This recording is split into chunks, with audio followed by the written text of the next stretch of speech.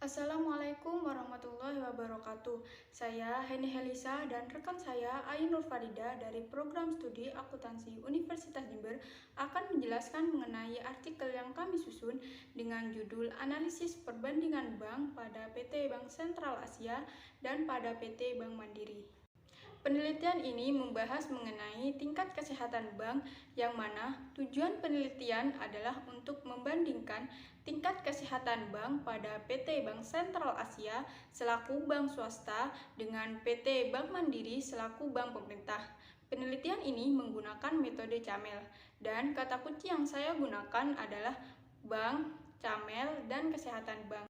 Tingkat perekonomian saat ini semakin berkembang, sehingga bank selaku lembaga keuangan menjadi perantara antara pihak yang memiliki dana dengan pihak yang kekurangan dana, yang mana bank selaku perusahaan yang menjalankan bisnis ingin mencapai keuntungan yang semaksimal mungkin dengan mengelola uang yang disimpan oleh nasabah untuk memperluas bisnisnya dan menutupi kerugian yang ditimbulkan oleh bank di masa periode yang sebelumnya.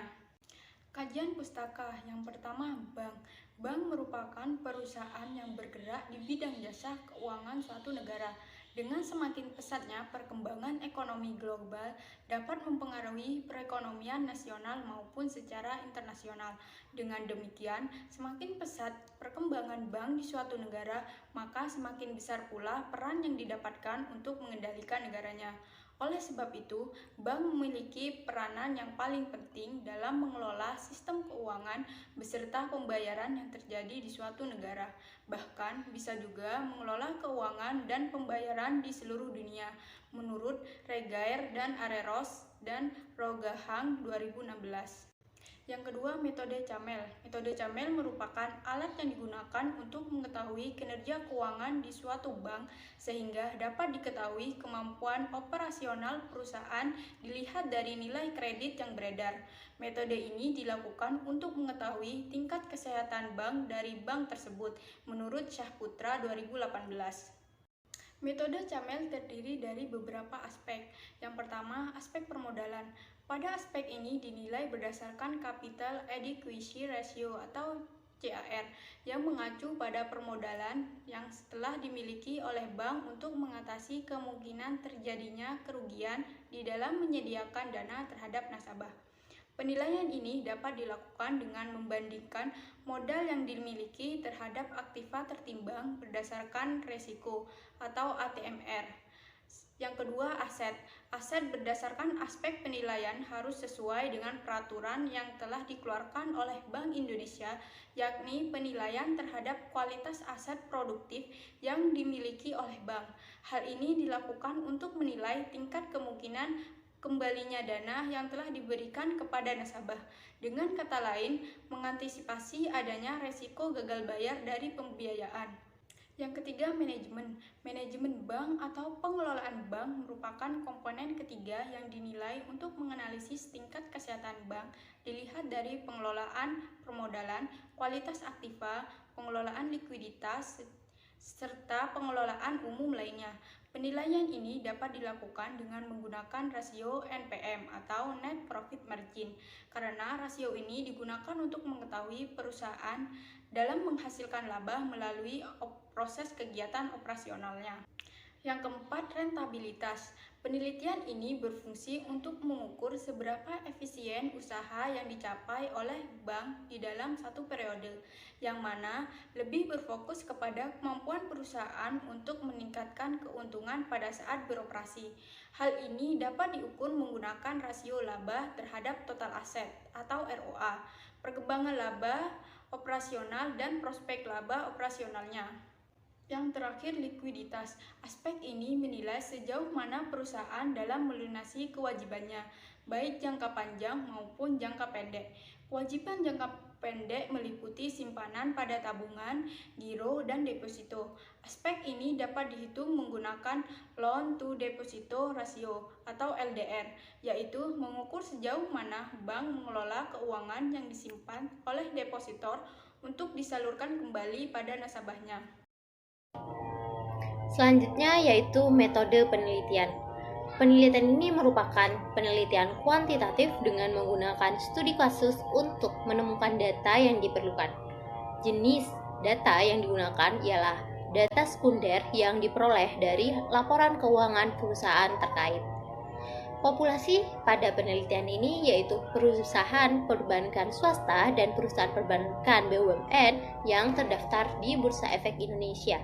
Sedangkan sampel pada penelitian ini yaitu PT Bank Sentral Asia Tbk selaku perusahaan perbankan swasta dan PT Bank Mandiri Indonesia Tbk selaku perusahaan milik pemerintah. Variabel yang digunakan pada penelitian ini yaitu menggunakan analisis rasio CAMEL, yaitu Capital, Asset, Management, Earning, and Liquidity. Selanjutnya yaitu hasil dan pembahasan. Pertama, capital, dimulai dari struktur permodalan. Hasil dari perhitungan yang telah dilakukan menunjukkan bahwa PT Bank BCA Tbk rasio kecukupan modal di tahun 2018 yaitu sebesar 23,4%, kemudian mengalami peningkatan di tahun 2019 sebesar 23,8%. Peningkatan rasio CAR ini disebabkan oleh adanya peningkatan pada nilai total modal dari tahun 2018 ke tahun 2019. Sedangkan pada PT Bank Mandiri Indonesia Tbk, rasio kecukupan modal pada tahun 2018 yaitu 9,87%, kemudian mengalami kenaikan di tahun 2019 yaitu sebesar 9,60%. Dari analisis di atas dapat disimpulkan bahwa kedua bank berada dalam kategori sehat karena telah memenuhi ketetapan rasio sehat yang telah ditetapkan oleh Bank Indonesia yakni sebesar 8%. Namun jika diperbandingkan maka PT Bank Sentral Asia Tbk ini lebih unggul dalam kategori tingkat kesehatan berdasarkan analisis rasio CAR daripada PT Bank Mandiri Indonesia Tbk. Selanjutnya yaitu hasil perhitungan dari nilai kredit card antara dua bank ini. Dapat dilihat dari tabel menunjukkan bahwa pada PT Bank Sentral Asia Tbk pada tahun 2018 nilai kreditnya yaitu sebesar 239, begitu pula dengan tahun 2019 yang menunjukkan nilai angka yang sama. Sedangkan untuk PT Bank Mandiri Indonesia Tbk, nilai kredit card-nya yaitu pada tahun 2018 sebesar 96,7% yang mengalami kenaikan di tahun 2019 yaitu 97%. Analisis selanjutnya yaitu analisis berdasarkan aktiva atau aset yang dapat dilihat pada tabel di samping bahwa pada PT Bank Sentral Asia Tbk dapat dilihat rasio kualitas aset produktif menunjuk pada tahun 2018 menunjukkan angka rasio sebesar 2% yang kemudian mengalami penurunan di tahun 2019 yaitu sebesar 1,9%. Penurunan ini tidak dapat dikategorikan sebagai penurunan yang tidak baik, namun malah sebaliknya penurunan ini dapat menandakan bahwa pada PT Bank BCA dalam kategori rasio KHP yang sehat. Sedangkan pada PT Bank Mandiri Indonesia Tbk, rasio KHP di tahun 2018 yaitu sebesar 4,2% yang kemudian mengalami penurunan di tahun 2019 yaitu sebesar 3,8%. Selanjutnya yaitu analisis berdasarkan manajemen yang dapat dilihat pada tabel menunjukkan bahwa pada PT Bank Sentral Asia Tbk nilai rasio net profit margin di tahun 2018 yaitu sebesar 41% dan mengalami penurunan di tahun 2019 yaitu sebesar 40%. Penyebabnya adalah penurunan yang juga terjadi pada perolehan laba bersihnya. Sementara pada PT Bank Mandiri Indonesia Tbk, nilai rasio NPM di tahun 2018 yaitu sebesar 40% dan mengalami penurunan di tahun 2019 yaitu sebesar 39%. Dapat disimpulkan dari perbandingan rasio NPM bahwa kedua bank tersebut sama-sama mengalami penurunan sebesar 1% pada rasio NPM-nya. Pada rasio NPM sendiri, semakin besar nilai rasio yang diperoleh, maka semakin baik pula tingkat kesehatan bank tersebut. Selanjutnya yaitu analisis berdasarkan earnings atau rentabilitasnya. Yang dapat dilihat pada tabel, dapat dilihat bahwa rasio ROA pada PT Bank Sentral Asia TBK di tahun 2018 dan di tahun 2019 sama-sama memperoleh hasil rasio yang serupa, yakni sebesar 4%. Sedangkan pada PT Bank Mandiri Indonesia TBK, rasio ROA mengalami penurunan dari tahun 2018 ke tahun 2019 dari yang semula 3,7% menjadi 3,1%. Dalam perbandingan rasio ROA ini, jika semakin tinggi tingkat rasionya, maka semakin besar pula tingkat keuntungan yang diperoleh. Dalam penelitian ini, rasio ROA pada PT Bank BCA lebih unggul daripada PT Bank Mandiri Indonesia TBK, yang walaupun keduanya dapat dikategorikan sebagai bank yang sehat. Kemudian terkait nilai kredit rasio ROA pada PT Bank Sentral Asia di tahun 2018 maupun di tahun 2019 mendapatkan hasil yang serupa, yakni sebesar 267,667 yang berdasarkan ketentuan pembatasan nilai kredit keduanya ini dibatasi menjadi 100. Sedangkan pada PT Bank Mandiri Indonesia TBK, nilai kredit ROA-nya ini mengalami penurunan dari tahun 2018 ke tahun 2019 dari yang semula di tahun 2018 senilai 212,333 menjadi 201,667 di tahun 2019. Sedangkan pada rasio BOPO yang diperoleh dengan membandingkan total biaya operasi dan total pendapatan operasi ini, pada PT Bank BCA ini memperoleh nilai rasio sebesar 58,2% di tahun 2018 dan meningkat di tahun 2019 yaitu sebesar 59,1%. Sedangkan pada PT Bank Mandiri Indonesia TBK, nilai rasio BOPO di tahun 2018 yakni sebesar 64,48% dan mengalami peningkatan juga menjadi 67,54% di tahun 2019.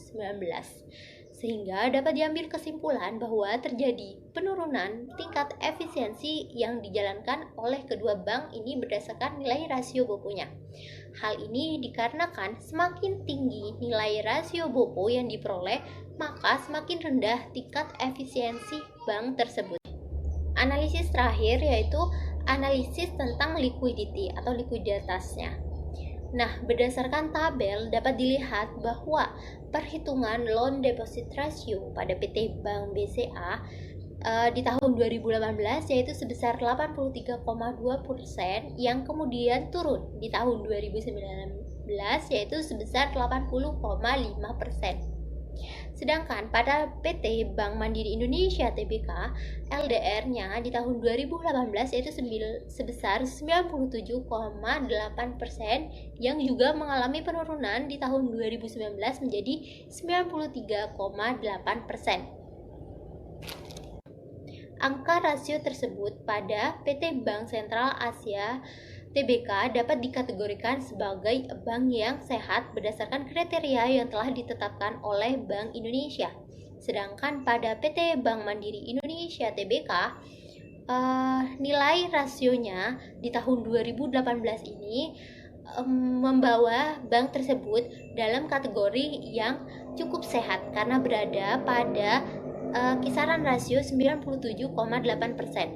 Namun, mengalami peningkatan LDR di tahun 2019 sehingga dapat dikategorikan sehat. Karena semakin kecil nilai LDR, maka semakin baik bank dalam mengembalikan atau membayar kembali kewajibannya kepada para nasabah. Setelah melakukan proses perhitungan rasio pada PT Bank Sentral Asia TBK dan pada PT Bank Mandiri Indonesia TBK, pada periode tahun 2018 hingga tahun 2019, langkah selanjutnya yang dapat diambil yaitu dengan menyajikan hasil perhitungan rasio ini dalam tabel rumus Camel yang dimaksudkan untuk mempermudah peneliti dalam mengambil kesimpulan. Dalam menilai tingkat kesehatan bank, pada tabel di samping menunjukkan 4 kategori, yaitu rentang angka 81 hingga 100 mendapat predikat bank yang sehat. Kemudian dalam menilai tingkat kesehatan bank, pada tabel di samping menunjukkan 4 kategori, yaitu rentang angka 81 hingga 100 mendapat predikat bank yang sehat. Kemudian rentang angka 66 hingga 80 kurang dari 81 ini mendapatkan predikat cukup sehat. Selanjutnya yaitu rentang angka 51 hingga 60 kurang dari 66 ini dikategorikan bank yang kurang sehat, dan kurang dari 51 ini dikategorikan sebagai predikat bank yang tidak sehat. Hasil olah data yang telah dilakukan pada tabel analisis Camel menunjukkan tingkat kesehatan pada PT Bank Sentral Asia Tbk pada tahun 2018 yaitu sebesar 90,894 dan pada tahun 2019 yaitu sebesar 90,895. Yang keduanya baik di tahun 2018 maupun di tahun 2019 sama-sama berada pada kategori perbankan yang sehat. Sedangkan pada PT Bank Mandiri Indonesia Tbk, berdasarkan hasil perhitungan pada tahun 2018 yakni sebesar 90,343 dan di tahun 2019 yaitu sebesar 90,582 yang juga berpredikat sehat. Setelah menganalisis data kesehatan pada kedua bank dengan metode Camel tersebut menunjukkan pada tahun 2018 maupun pada tahun 2019 kedua perbankan memiliki kategori yang sehat. Berdasarkan hasil analisis dan pembahasan mengenai perbandingan kesehatan kedua bank yaitu Bank PT Sentral Asia dan PT Bank Mandiri Indonesia Tbk, dapat disimpulkan bahwa kedua bank tersebut berada dalam kategori yang sehat. Kemudian keterbatasan dalam penelitian ini yaitu tahun yang digunakan yang hanya berentang tahun 2018 hingga tahun 2019. Begitu pula dengan sampel penelitian yang diambil yaitu hanya membandingkan dua bank saja. Diharapkan peneliti atau penelitian selanjutnya ini dapat menambah tahun dan jumlah bank yang akan dibandingkan. Sekian presentasi yang dapat kami sampaikan. Kurang lebihnya mohon maaf. Wassalamualaikum warahmatullahi wabarakatuh. Terima kasih.